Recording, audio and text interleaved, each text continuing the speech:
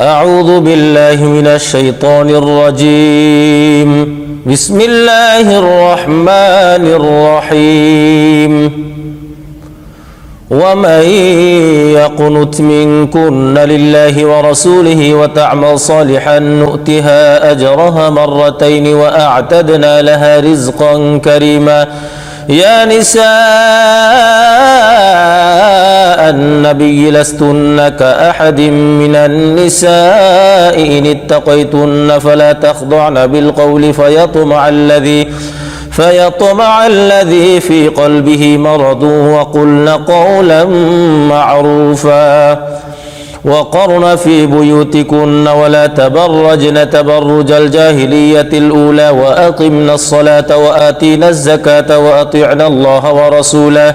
إنما يريد الله ليذهب عنكم الرجس أهل البيت ويطهركم تطهيرا. واذكرن ما يتلى في بيوتكن من آيات الله والحكمة إن الله كان لطيفا خبيرا. إن المسلمين والمسلمات والمؤمنين والمؤمنات والقانتين والقانتات والصادقين والصادقات والصابرين والصابرات والخاشعين والخاشعات والمتصدقين والمتصدقات والصائمين والصائمات والحافظين فروجهم والحافظات والذاكرين الله كثيرا والذاكرات أعد الله لهم مغفرة وأجرا عظيما. وما كان لمؤمن ولا مؤمنة إذا قضى الله ورسوله أمرا أن يكون لهم الخيرة من أمرهم ومن يعص الله ورسوله فقد ضل ضلالا مبينا. وإذ تقول للذي أنعم الله عليه وأنعمت عليه أمسك عليك زوجك واتق الله وتخفي في نفسك ما الله مبديه وتخشى الناس والله أحق أن تخشاه. فلما قضى زيد منها وطرا زوجناكها لكي لا يكون على المؤمنين حرج في أزواج أدعيائهم إذا قضوا منهن وطرا وكان أمر الله مفعولا. ما كان على النبي من حرج فيما فرض الله له سنة الله في الذين خلوا من قبل وكان أمر الله قدرا مقدورا. الذين يبلغون رسالات الله ويخشونه ولا يخشون أحدا إلا الله وكفى بالله حسيبا. ما كان محمد أبا أحد من رجالكم ولكن رسول الله وخاتم النبيين وكان الله بكل شيء عليما. يا أيها الذين آمنوا اذكروا الله ذكرا كثيرا وسبحوه بكرة وأصيلا. هو الذي يصلي عليكم وملائكته ليخرجكم من الظلمات إلى النور وكان بالمؤمنين رحيما. تحيتهم يوم يلقونه سلام وأعد لهم أجرا كريما. يا أيها النبي إنا أرسلناك شاهدا ومبشرا ونذيرا وداعيا إلى الله بإذنه وسراجا منيرا. وبشر المؤمنين بأن لهم من الله فضلا كبيرا. ولا تطع الكافرين والمنافقين ودع أذاهم وتوكل على الله وكفى بالله وكيلا. يا أيها الذين آمنوا إذا نكحتم المؤمنات ثم طلقتموهن من قبل أن تمسوهن فما لكم عليهن من عدة تعتدونها فمتعوهن وسرحوهن سراحا جميلا. يا أيها النبي إنا أحللنا لك أزواجك اللاتي آتيت أجورهن وما ملكت يمينك مما أفاء الله عليك وبنات عمك وبنات عماتك وبنات خالك وبنات خالاتك اللاتي هاجرن معك وامرأة مؤمنة إن وهبت نفسها للنبي إن أراد النبي أن يستنكحها خالصة لك من دون المؤمنين قد علمنا ما فرضنا عليهم في أزواجهم وما ملكت أيمانهم لكي لا يكون عليك حرج وكان الله غفورا رحيما ترجي من تشاء منهن وتؤوي إليك من تشاء ومن ابتغيت ممن عسلت فلا جناح عليك ذلك أدنى أن تقر أعينهن ولا يحزن ويرضين بما آتيتهن كلهن والله يعلم ما في قلوبكم وكان الله عليما حليما لا يحل لك النساء من بعد ولا أن تبدل بهن من أزواج ولو أعجبك حسنهن إلا ما ملكت يمينك وكان الله على كل شيء رقيبا يا أيها الذين آمنوا لا تدخلوا بيوت النبي إلا أن يؤذن لكم إلى طعام غير ناظرين إناه ولكن إذا دعيتم فادخلوا فإذا طعمتم فانتشروا ولا مستأنسين لحديث إن ذلكم كان يؤذي النبي فيستحيي منكم والله لا يستحيي من الحق وإذا سألتموهن متاعا فاسألوهن من وراء حجاب ذلكم أطهر لقلوبكم وقلوبهن وما كان لكم أن تؤذوا رسول الله ولا أن تنكحوا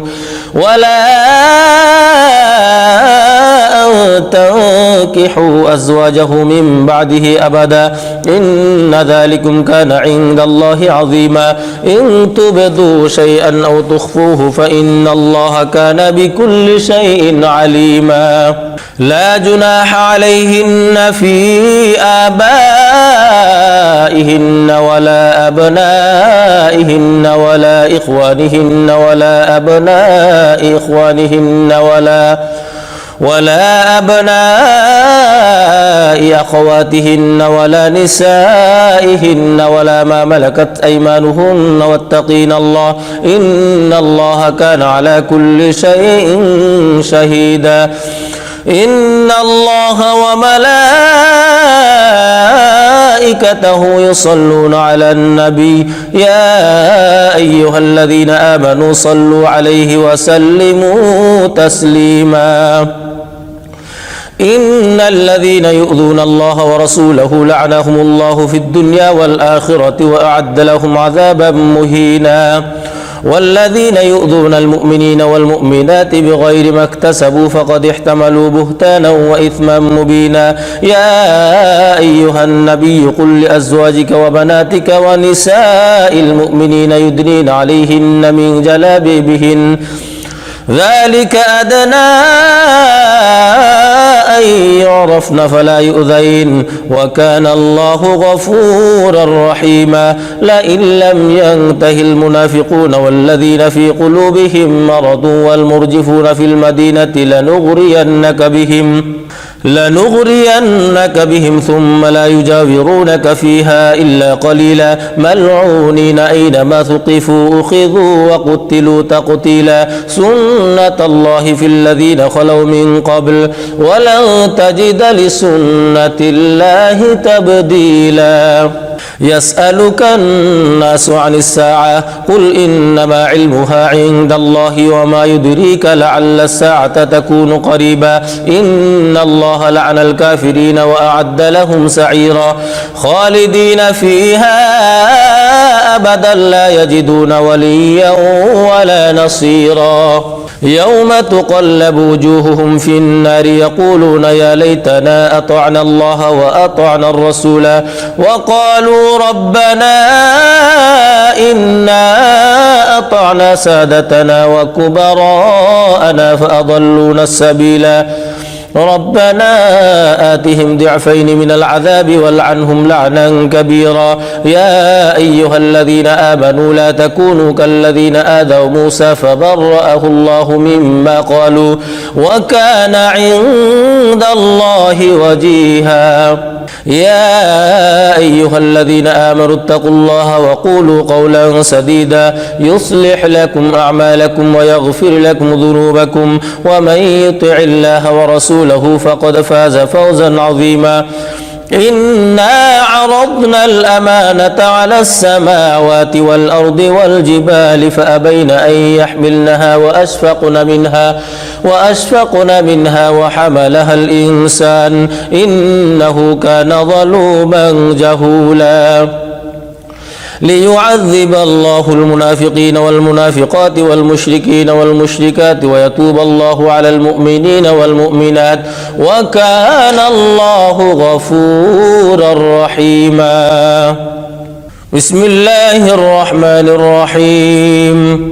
الحمد لله الذي له ما في السماوات وما في الأرض وله الحمد في الآخرة وهو الحكيم الخبير يعلم ما يلج في الأرض وما يخرج منها وما ينزل من السماء وما يعرج فيها وهو الرحيم الغفور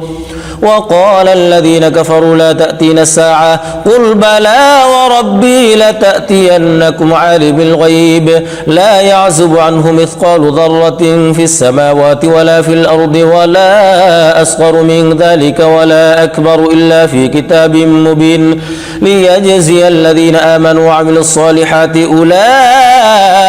لهم مغفرة ورزق كريم والذين سعوا في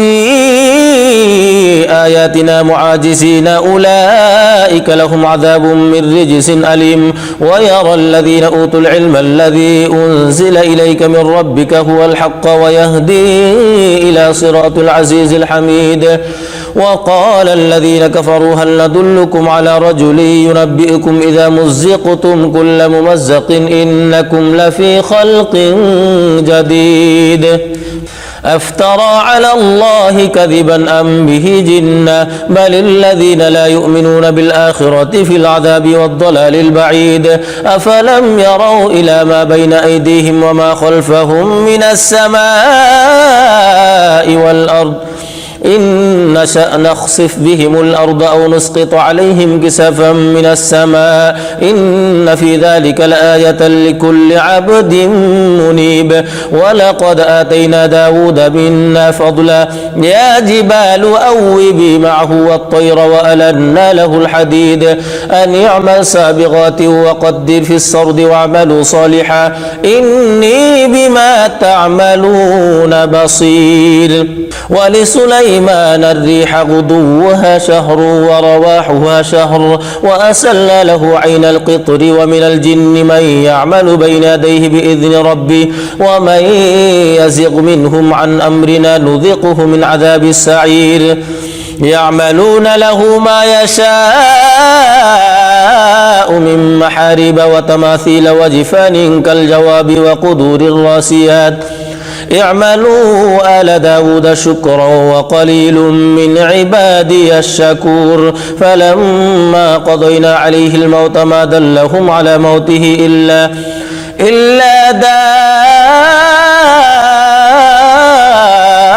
دابة الأرض تأكل من سأته فلما خر تبينت الجن أن لو كانوا يعلمون الغيب ما لبثوا في العذاب المهين لقد كان لسبإ في مسكنهم آية جنتان عن يمين وشمال كلوا من رزق ربكم واشكروا له بلدة طيبة ورب غفور فأعرضوا فأرسلنا عليهم سيل العرم وبدلناهم بجنتيهم جنتين ذواتي أكل خمط وأثل وشيء من سدر قليل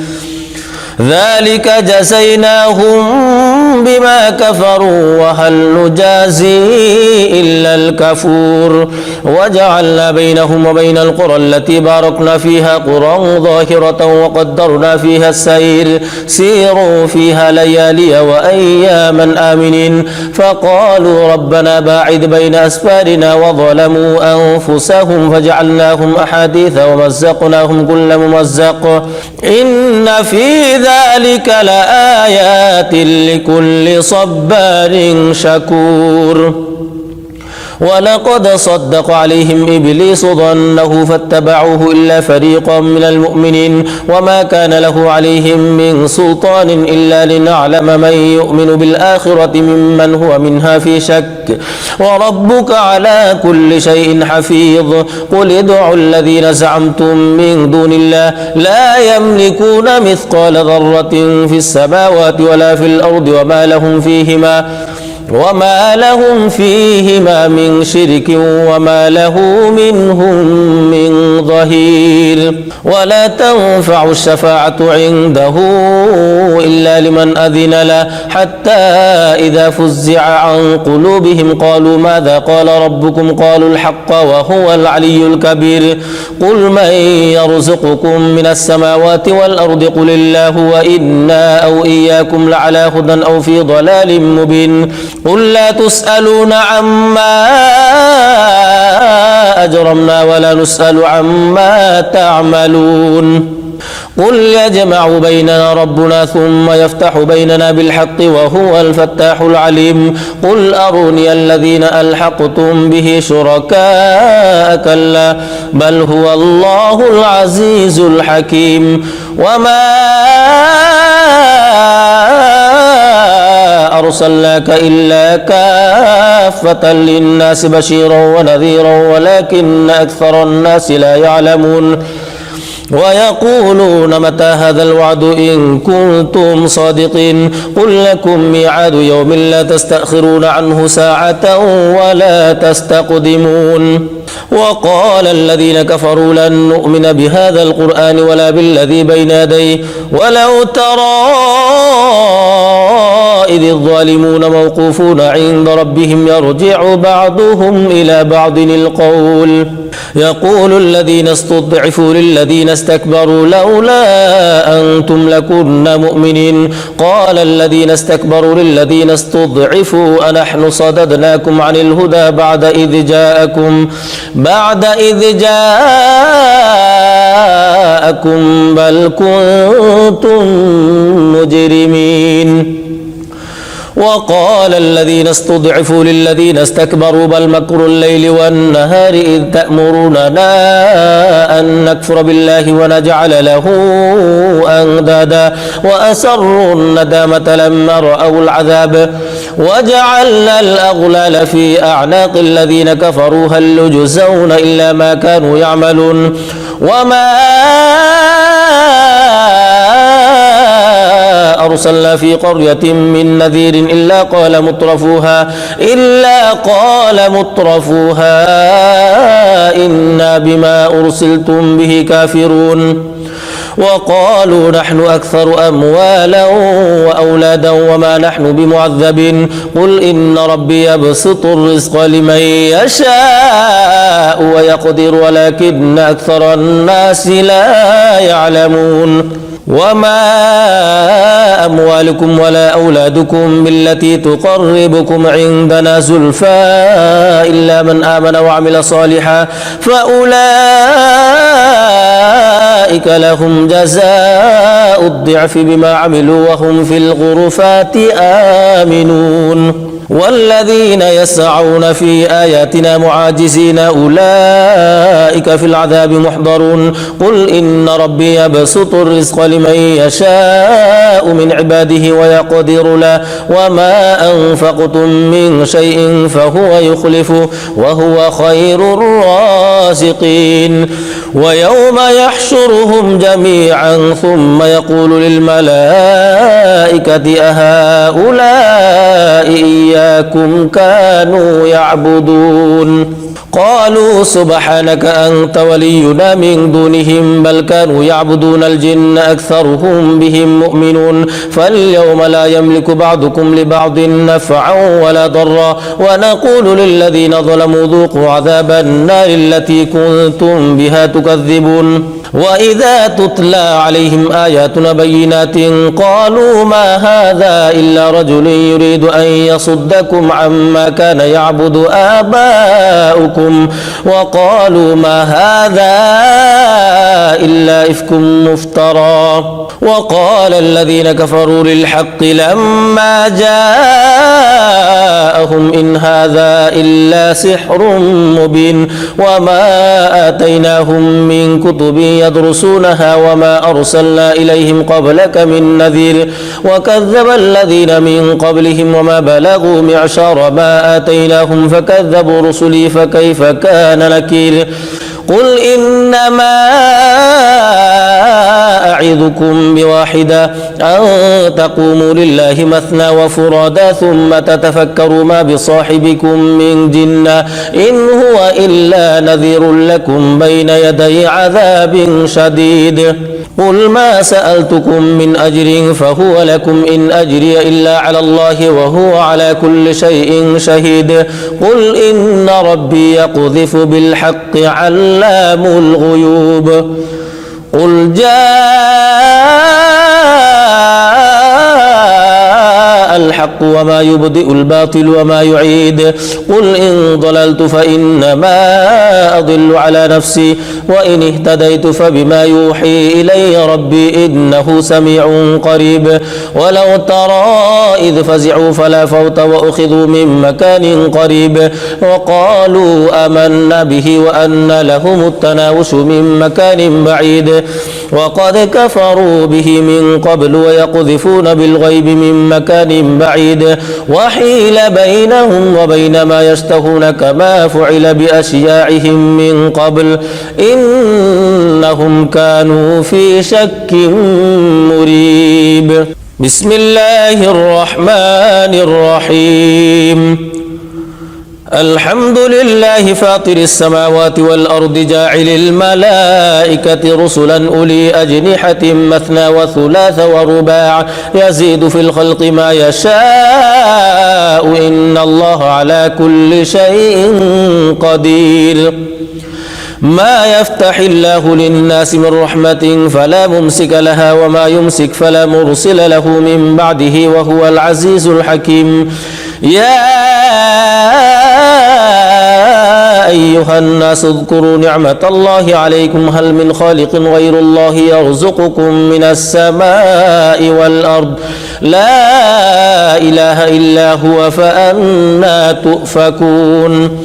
وإن يكذبوك فقد كذبت رسل من قبلك وإلى الله ترجع الأمور يا أيها الناس إن وعد الله حق فلا تغرنكم الحياة الدنيا ولا يغرنكم بالله الغرور إن الشيطان لكم عدو فاتخذوه عدوا إنما يدعو حزبه ليكونوا من أصحاب السعير الذين كفروا لهم عذاب شديد والذين آمنوا وعملوا الصالحات لهم مغفرة وأجر كبير أفمن زين له سوء عمله فرآه حسنا فإن الله يضل من يشاء ويهدي من يشاء فلا تذهب نفسك عليهم حسرات إن الله عليم بما يصنعون والله الذي أرسل الرياح فتثير سحابا فسقناه إلى بلد ميت فأحيينا به الأرض بعد موتها كذلك النشور من كان يريد العزة فلله العزة جميعا إليه يصعد الكلم الطيب والعمل الصالح يرفعه والذين يمكرون السيئات لهم عذاب شديد ومكر أولئك هو يبور والله خلقكم من تراب ثم من نطفة ثم جعلكم أزواجا وما تحمل من أنثى ولا تضع إلا بعلمه وما يعمر من معمر ولا ينقص من عمره إلا في كتاب إن ذلك على الله يسير وما يستوي البحران هذا عذب فرات سائغ شرابه وهذا ملح أجاج ومن كل تأكلون لحما طريا وتستخرجون حلة تلبسونها وترى الفلك فيه مواخر لتبتغوا من فضله ولعلكم تشكرون يولج الليل في النهار ويولج النهار في الليل وسخر الشمس والقمر كل يجري لأجل مسمى ذلكم الله ربكم له الملك والذين تدعون من دونه ما يملكون من قطمير إن تدعوهم لا يسمعوا دعاءكم ولو سمعوا ما استجابوا لكم ويوم القيامة يكفرون بشرككم ولا ينبئك مثل خبير يا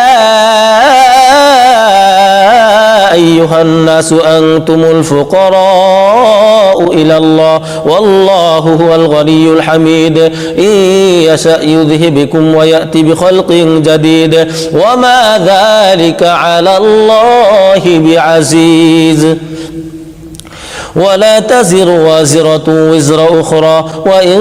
تدع مثقلة إلى حملها لا يحمل منه شيء ولو كان ذا قربى إنما تنذر الذين يخشون ربهم بالغيب وأقاموا الصلاة ومن تزكى فإنما يتزكى لنفسه وإلى الله المصير وما يستوي الأعمى والبصير ولا الظلمات ولا النور ولا الظل ولا الحرور وما يستوي الأحياء ولا الأموات إن الله يسمع من يشاء وما أنت بمسمع من في القبور إن أنت إلا نذير إنا أرسلناك بالحق بشيرا ونذيرا وإن من أمة إلا خلا فيها نذير وإن يكذبوك فقد كذب الذين من قبلهم جاءتهم رسلهم بالبينات وبالزبر وبالكتاب المنير ثم أخذت الذين كفروا فكيف كان نكير ألم تر أن الله أنزل من السماء ماء فأخرجنا به ثمرات مختلفا ألوانها ومن الجبال جدد بيض وحمر مختلف ألوانها وغرابيب سود ومن الناس والدواب والأنعام مختلف ألوانه كذلك إنما يخشى الله من عباده العلماء إن الله عزيز غفور إن الذين يتلون كتاب الله وأقاموا الصلاة وأنفقوا مما رزقناهم سرا وعلانية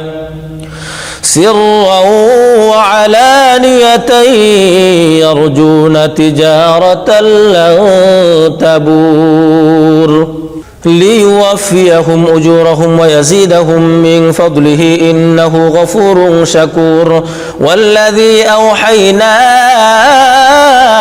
إليك من الكتاب هو الحق مصدقا لما بين يديه إن الله بعباده لخبير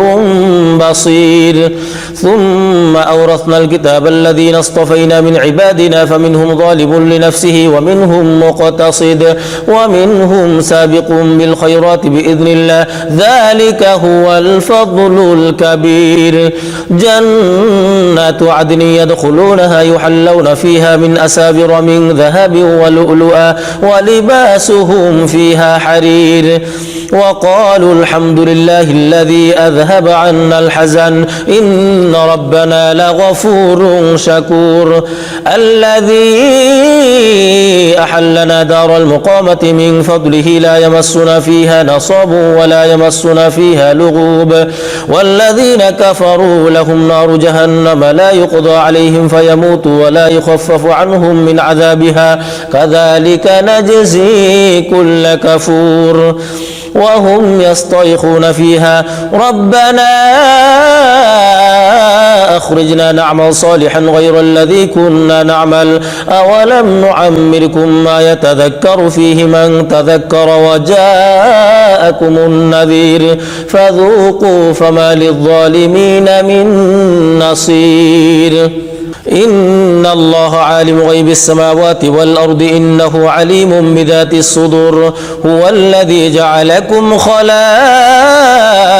في الأرض فمن كفر فعليه كفره ولا يزيد الكافرين كفرهم عند ربهم إلا مقتا ولا يزيد الكافرين كفرهم إلا خسارا قل أرأيتم شركاءكم الذين تدعون من دون الله أروني ماذا خلقوا من الأرض أم لهم شرك في السماوات أم آتيناهم كتابا فهم على بينة منه بل إن يعد الظالمون بعضهم بعضا إلا غرورا إن الله يمسك السماوات والأرض أن تزولا ولئن زالتا إن أمسكهما من أحد من بعده إنه كان حليما غفورا وأقسموا بالله جهد إيمانهم لئن جاءهم نذير ليكونن أهدى من إحدى الأمم فلما جاءهم نذير ما زادهم إلا نفورا استكبارا في الأرض ومكر السيء ولا يحيق المكر السيء إلا بأهله فهل ينظرون إلا سنة الأولين فلن تجد لسنة الله تبديلا ولن تجد لسنة الله تحويلا أولم يسيروا في الأرض فينظروا كيف كان عاقبة الذين من قبلهم وكانوا أشد منهم قوة وما كان الله ليعجزه من شيء في السماوات ولا في الأرض إنه كان عليما قديرا ولو يؤاخذ الله الناس بما كسبوا ما ترك على ظهرها من دابة ولكن يؤخرهم إلى أجل مسمى فإذا جاء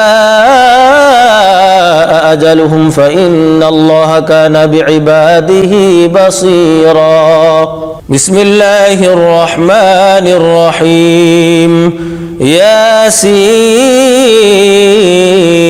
والقرآن الحكيم إنك لمن المرسلين على صراط مستقيم تنزيل العزيز الرحيم لتنذر قوما ما أنذر آباؤهم فهم غافلون لقد حق القول على أكثرهم فهم لا يؤمنون إنا جعلنا في أعناقهم أغلالا فهي إلى الأذقان فهم مقمحون وجعلنا من بين أيديهم سدا ومن خلفهم سدا فأغشيناهم فهم لا يبصرون وسواء عليهم أأنذرتهم أم لم تنذرهم لا يؤمنون إنما تنذر من اتبع الذكر وخشي الرحمن بالغيب فبشره بمغفرة وأجر كريم إنا نحن نحيي الموتى ونكتب ما قدموا وآثارهم وكل شيء أحصيناه في إمام مبين واضرب لهم مثلا أصحاب القرية إذ جاءها المرسلون إذ أرسلنا إليهم 2 فكذبوهما فعززنا بثالث فقالوا إنا إليكم مرسلون قالوا ما أنتم إلا بشر مثلنا وما أنزل الرحمن من شيء إن أنتم إلا تكذبون قالوا ربنا يعلم إنا إليكم لمرسلون وما علينا إلا البلاغ المبين قالوا إنا تطيرنا بكم لئن لم تنتهوا لنرجمنكم ولا يمسنكم منا عذاب أليم قالوا طائركم معكم أئن ذكرتم بل أنتم قوم مسرفون وجاء من أقصى المدينة رجل يسعى قال يا قوم اتبعوا المرسلين اتبعوا من لا يسألكم أجرا وهم مهتدون صدق الله العظيم.